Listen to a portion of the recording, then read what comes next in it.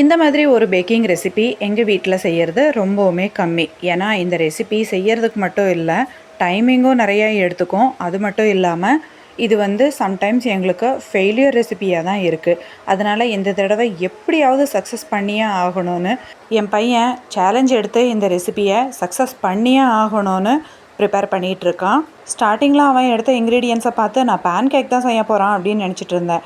Mummy இது pan cake கிடையாது, நான் பனானா கேக் செய்ய போகிறேன் அப்படின்னு சொல்லிட்டு எல்லாத்தையும் ரெடி பண்ண ஆரம்பிச்சிட்டான். சின்ன சின்னதாக ஏதாவது ஹெல்ப் வேணும்னா உன்னை கூப்பிடுறேன், இல்லைன்னா போய் ஒரு 1 hour எதுவும் பேசாமல் சைலண்ட்டாக உட்காந்துக்கோ, இந்த ரெசிபியை சக்ஸஸ் பண்ணிட்டு உனக்கு நான் சாப்பிட்றதுக்கு கொடுக்குறேன் அப்படின்னு சொல்லிட்டு இந்த ரெசிபியை ப்ரிப்பேர் பண்ண ஆரம்பிச்சிட்டான். இந்த ரெசிபிக்கு என் பையன் யூஸ் பண்ணியிருக்கிற இன்க்ரீடியன்ட்ஸ் வாழைப்பழம், சர்க்கரை, முட்டை, எண்ணெய், வெண்ணிலா எசன்ஸ், இது எல்லாத்தையும் நல்லா ஃபைன் பேஸ்ட்டாக அரைச்சதுக்கப்புறமா அரைச்சிருக்கிற பேஸ்ட்டை ஒரு பவுலில் ஊற்றிட்டு அது கூட மைதா மாவு, பேக்கிங் சோடா, பேக்கிங் பவுடர், கொஞ்சமாக உப்பை சேர்த்துட்டு நல்லா இதை கட்டி இல்லாமல் கலந்துக்கிடும். கலந்துருக்கிற பேட்டரை கேக் மோல்டில் ஊற்றிட்டு கொஞ்சம் கூட காற்று போகாத அளவுக்கு அதை நல்லா தட்டி விட்டுறணும்.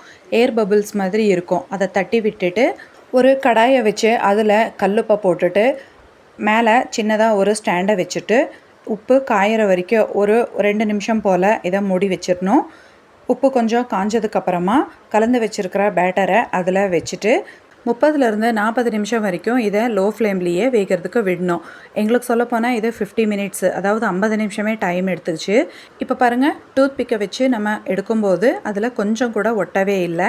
இப்போ கேக் ரெடி ஆயிடுச்சு. ரெடியான கேக்கை ஒரு தட்டில் போட்டுட்டு அந்த இலையை எடுத்துடலாம். ஒரு வழியாக 1 மணி நேரம் போராட்டத்துக்கு அப்புறம் இந்த ரெசிபியை என் பையன் 100% சக்ஸஸ் பண்ணி முடிச்சிட்டாங்க கைஸ். பார்த்தா உங்களுக்கே தெரியும் கேக்கோட கன்சிஸ்டன்சி எவ்வளோ ஸ்பாஞ்சியாக சாஃப்டாக இருக்குன்னு. இப்போ இது உள்ளே எப்படி இருக்குன்னு பார்க்கலாம்.